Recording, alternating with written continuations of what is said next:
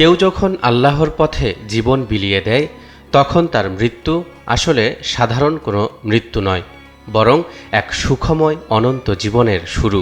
পৃথিবী বলে সে মারা গেছে, কিন্তু আল্লাহ বলেন না, সে জীবিত। এরশাদ হচ্ছে, وَلَا تَقُولُوا لِمَن يُقْتَلُ فِي سَبِيلِ اللَّهِ أَمْوَاتٌ بَلْ أَحْيَاءٌ وَلَكِن لَّا تَشْعُرُونَ। যারা আল্লাহর রাস্তায় নিহত হয় তাদেরকে তোমরা মৃত বলো না, বরং তারা জীবিত, কিন্তু তোমরা তা অনুভব করতে পারো না। কোরআনের এই ঘোষণা শুনে হয়তো মনে প্রশ্ন জাগে, কি সেই সুখময় জীবন? কেন শহীদের মর্যাদা এত উঁচু, যা নবীদের পরেই স্থান পায়? দর্শক, আজকের ভিডিওতে আমরা জানব ইসলামের দৃষ্টিতে শহীদের পরিচয়, তাদের প্রকৃত মর্যাদা ও ফজিলত কোরআন ও সহিহ হাদিসের আলোকে। শহীদ শব্দটি আরবি, এটি একবচন, বহুবচনে শুহাদা। শহীদ শব্দের মূল অর্থ সাক্ষী বা প্রত্যক্ষকারী। এর অন্য অর্থ হল আত্ম উৎসর্গ করা। প্রশ্ন হল, কেন শহীদদেরকে সাক্ষী বা প্রত্যক্ষকারী বলা হচ্ছে? এর উত্তর রয়েছে রাসূলুল্লাহ সাল্লাল্লাহু আলাইহি ওয়াসাল্লামের এই হাদিসে। নবীজি সাল্লাল্লাহু আলাইহি ওয়াসাল্লাম বলেন, কোনো জান্নাতি এটা চাইবে না যে তাকে আবার দুনিয়াতে পাঠানো হোক, যদিও তাকে সারা পৃথিবীর মালিক বানিয়ে দেওয়া হয়। কিন্তু একজন শহীদ তার জান্নাতি মর্যাদা প্রত্যক্ষ করে কামনা করতে থাকবে তাকে অন্তত 10 বার দুনিয়াতে পাঠানো হোক, যেন প্রতিবার সে শহীদ হয়ে আসতে পারে। ইসলামের দৃষ্টিতে শহীদ দুই ধরনের। এক, হাকিকি শহীদ। দুই, হুকমি শহীদ। ইসলামী পরিভাষায় হাকিকি শহীদ হল সেই ব্যক্তি যিনি দুনিয়ার কোনো লোভ বা স্বার্থ উদ্ধারের নিয়ত ব্যতীত একমাত্র আল্লাহকে খুশি করার লক্ষ্যে আল্লাহর পথে লড়াই করতে গিয়ে জীবন উৎসর্গ করেন। অন্যদিকে হাদিসের বিভিন্ন বর্ণনা থেকে জানা যায় এমন কিছু ব্যক্তি আছেন যারা আল্লাহর পথে সরাসরি লড়াই করতে গিয়ে মারা না গেলেও তাদেরকেও শহীদের মর্যাদা দেয়া হবে। তাদেরকেই হুকমি শহীদ বলা হয়।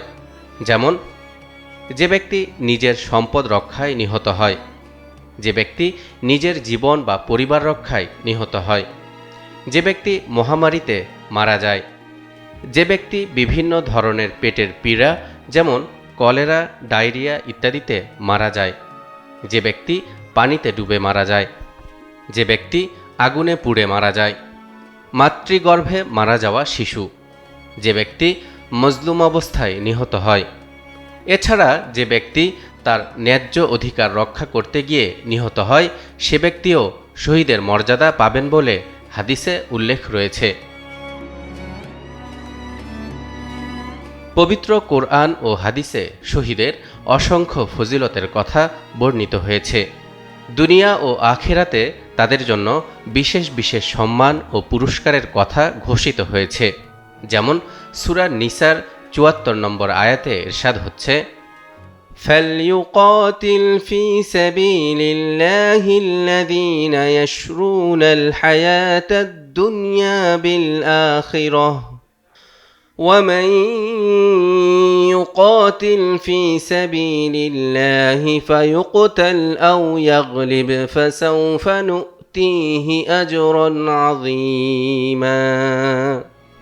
অতএব যারা দুনিয়ার বিনিময়ে আখিরাত ক্রয় করে তারা যেন আল্লাহর পথে সংগ্রাম করে, এবং যে আল্লাহর পথে সংগ্রাম করে অতঃপর সে নিহত হোক বা বিজয়ী হোক, অচিরেই আমি তাকে মহাপুরস্কার দান করব। অর্থাৎ শহীদদেরকে আল্লাহ তাআলা দুনিয়া এবং আখিরাতে এমন সম্মান ও সুখ দান করেন যা সাধারণ মানুষ কল্পনাও করতে পারে না।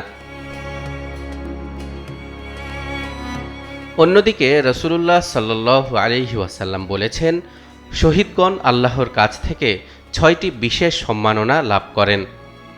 1, রক্তের প্রথম ফোঁটা জমিনে পড়ার সঙ্গে সঙ্গে তার সকল পাপ ক্ষমা করা হয়। 2, জান্নাতে তার স্থান নির্ধারিত হয়ে যায় এবং তাকে সেটি দেখানো হয়। 3. কবরের আযাব থেকে রক্ষা পায়। 4. কিয়ামতের ভয়াবহতা থেকে সে নিরাপদ থাকবে। 5. তার মাথায় মর্যাদার মুকুট এবং অলংকার পরানো হবে।